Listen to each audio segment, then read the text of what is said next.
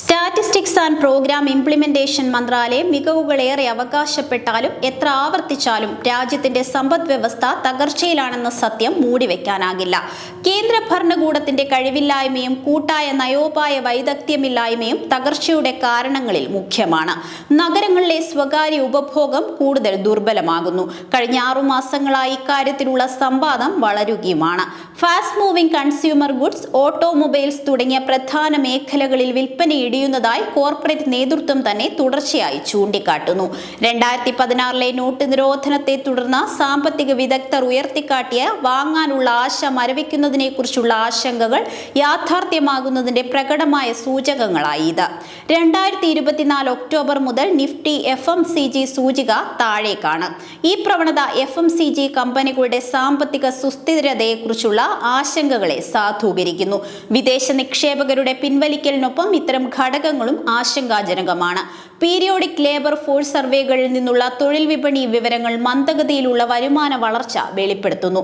പ്രത്യേകിച്ചും സ്വയം തൊഴിൽ ചെയ്യുന്നവരുടെ വളർച്ചയിലെ മന്ദതയും വരുമാനമില്ലായ്മയും തുറന്നുകാട്ടുന്നു. ASUSE സർവേ ഓഫ് അൺഇൻകോർപ്പറേറ്റഡ് സെക്ടർ വിവരങ്ങൾ ജീവനക്കാരുടെ എണ്ണത്തിൽ വർധനവ് കാട്ടുമ്പോഴും സംയോജിപ്പിക്കാത്ത സംരംഭങ്ങളിലെ ഉൽപാദനത്തിൽ കുറഞ്ഞ വളർച്ചയാണ് ചൂണ്ടിക്കാട്ടുന്നത്. ഇത്തരം സാഹചര്യങ്ങളിലും PLFS കാർഷിക മേഖലയിലെ തൊഴിലിന്റെ വർദ്ധിച്ചുവരുന്ന പങ്ക് സൂചിപ്പിക്കുന്നു.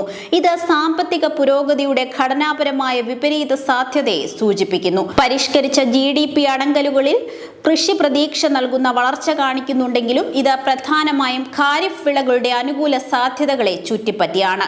രാജ്യത്തിന്റെ സമ്പദ് വ്യവസ്ഥയിൽ കർഷകരുടെ വരുമാനത്തിൽ സമഗ്രമായ പുരോഗതി സാധ്യമാക്കുന്നതിന് സുസ്ഥിര കാർഷിക വളർച്ചയ്ക്ക് അനുകൂലമായ ഘടനാപരമായ പരിഷ്കാരങ്ങളും വർദ്ധിച്ച പൊതുനിക്ഷേപവും ആവശ്യമാണ്. തൊഴിലിനും ഉൽപാദനത്തിനും നിർണായകമായ ഉൽപാദന മേഖലയുടെ മങ്ങിയ പ്രകടനവും കാണാതെ പോകരുത്. PLI പോലുള്ള സംരംഭങ്ങൾ പ്രതീക്ഷിച്ച ഫലങ്ങൾ നൽകുന്നില്ലെന്ന് ഇത് സൂചിപ്പിക്കുന്നു. ഇത് തൊഴിലിനും ഉൽപാദന കയറ്റുമതിക്കുള്ള സാധ്യതയെ പിന്നോട്ടടിക്കുന്നു. ആഭ്യന്തര യൂണിറ്റുകളിൽ ഉൽപ്പാദിപ്പിക്കുന്ന ഉൽപ്പന്നങ്ങളിൽ നിന്നുള്ള വിൽപ്പനയിൽ കമ്പനികൾക്ക് പ്രോത്സാഹനങ്ങൾ നൽകുക എന്നതാണ് പ്രൊഡക്ഷൻ ലിങ്ക്ഡ് ഇൻസെന്റീവ് അല്ലെങ്കിൽ PLI പദ്ധതി ലക്ഷ്യമിടുന്നത്. സമീപകാല നയമാറ്റങ്ങളിൽ നിന്ന് ഉടലെടുത്ത ആഗോള സാമ്പത്തിക അനിശ്ചിതത്വങ്ങൾ ഈ വെല്ലുവിളികളെ കൂടുതൽ സങ്കീർണമാക്കുന്നു. ഡിമാൻഡുമായി ചേർന്ന പ്രശ്നങ്ങൾക്കപ്പുറം ഭൂരിപക്ഷത്തിന്റെ യഥാർത്ഥ വരുമാനത്തിലെ സ്തംഭനാവസ്ഥയും മുകൾ തട്ടിലെ സാമ്പത്തിക നേട്ടങ്ങളുടെ കേന്ദ്രീകരണവും നിർണായക ആശങ്കയാണ്. താഴ്ന്ന വരുമാനക്കാരായ വിഭാഗങ്ങൾക്കിടയിൽ വാങ്ങൽ ശേഷി വർദ്ധിപ്പിക്കാൻ ലക്ഷ്യമിട്ടുള്ള നടപടികൾ, മഹാത്മാഗാന്ധി ദേശീയ ഗ്രാമീണ തൊഴിലുറപ്പ് പരിപാടി എന്നിവയ്ക്കായി നീക്കിവെച്ച ധനസഹായം പോലും ഉപയോഗിക്കാതെ തുടരുന്നു. കൃഷിയിലും തൊഴിൽ നൽകുന്ന ഗ്രാമീണ അടിസ്ഥാന സൗകര്യങ്ങളിലും പൊതുനിക്ഷേപങ്ങൾ അവഗണിക്കപ്പെടുന്നു. MSME മേഖലയിൽ ലാഭക്ഷമത വർദ്ധിപ്പിക്കുന്നതിന് ദീർഘകാലമായി കാത്തിരിക്കുന്ന പരിഷ്കാരങ്ങൾ നടപ്പിലാക്കുന്നില്ല. നിലവിലെ പ്രതികരണങ്ങൾ പ്രധാനമായും സപ്ലൈ സൈഡ് നടപടികളിലാണ് ശ്രദ്ധ കേന്ദ്രീകരിക്കുന്നത്. വായ്പ ലഘൂകരിക്കുക, കോർപ്പറേറ്റ് നികുതികൾ കുറയ്ക്കുക തുടങ്ങിയ നടപടികൾക്ക് ഊന്നൽ. ഈസ് ഓഫ് ഡൂയിങ് ബിസിനസ്, പണനയത്തെ ആശ്രയിക്കുക എന്നിവയും സപ്ലൈ സൈഡ് ഇക്കണോമിക്സ് നടപടികളുടെ ഭാഗമാണ്.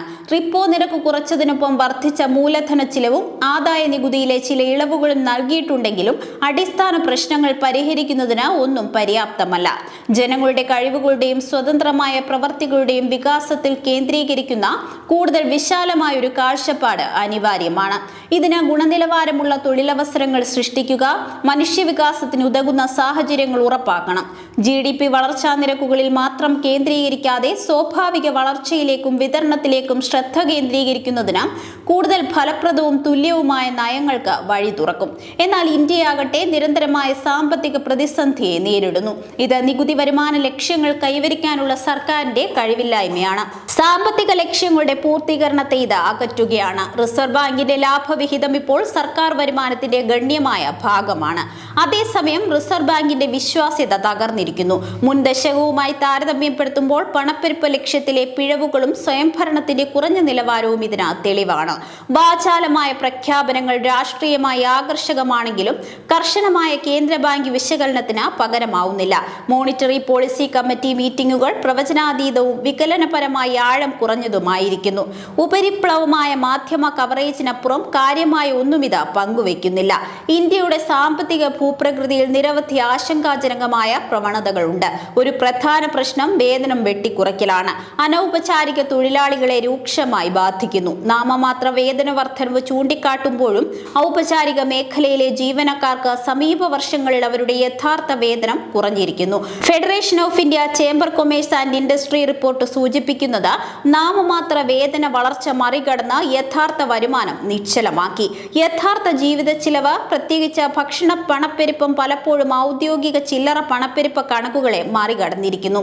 വർദ്ധിച്ചു വരുന്ന ലാഭവിഹിതവും ചുരുങ്ങുന്ന വേതന വിഹിതവും കാരണം ഡിമാൻഡ് ഇടിയുന്നു. പീരിയോഡിക് ലേബർ ഫോഴ്സ് സർവേ ഈ കണ്ടെത്തലുകൾ സ്ഥിരീകരിക്കുന്നു. 2023-24 ഇന്ത്യയിലെ തൊഴിലാളികളിൽ 5-1 പേർക്ക് മാത്രമേ സ്ഥിരമായ ഔപചാരിക മേഖലയിലെ ജോലികൾ ഉണ്ടായിരുന്നുള്ളൂ. ഇവരിൽ ഭൂരിപക്ഷത്തിനും രേഖാമൂലമുള്ള കരാറുകളോ സാമൂഹിക സുരക്ഷാ ആനുകൂല്യങ്ങളോ ഇല്ല. തൊഴിലാളികളിൽ ഏകദേശം 80% വരുന്ന അനൗപചാരിക മേഖല വരുമാന അനിശ്ചിതത്വത്തെ അഭിമുഖീകരിക്കുന്നു. ഉൽപാദനം വർദ്ധിപ്പിക്കുന്നതിനായി രൂപകൽപ്പന ചെയ്തിട്ടുള്ള പ്രൊഡക്ഷൻ ലിങ്ക്ഡ് ഇൻസെന്റീവ് പദ്ധതി പോലുള്ള സംരംഭങ്ങളെ കൂടുതൽ ഉൽപാദനക്ഷമതയുള്ളതാക്കാൻ ലക്ഷ്യമിടുന്നു. പക്ഷേ PLI പദ്ധതി നടപ്പിലാക്കാൻ വെല്ലുവിളികളെ നേരിടുന്നു. ക്രമീകരണവും മാറ്റവും ഇവിടെയും ആവശ്യമാണ്.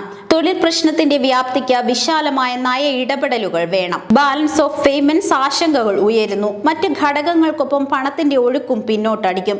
കഴിഞ്ഞ 2 വർഷങ്ങളായി മൂല്യത്തകർച്ച നേരിട്ട ഇന്ത്യൻ രൂപയെ നെഗറ്റീവ് ഇൻഫ്ലോ കൂടുതൽ ദുർബലപ്പെടുത്തും.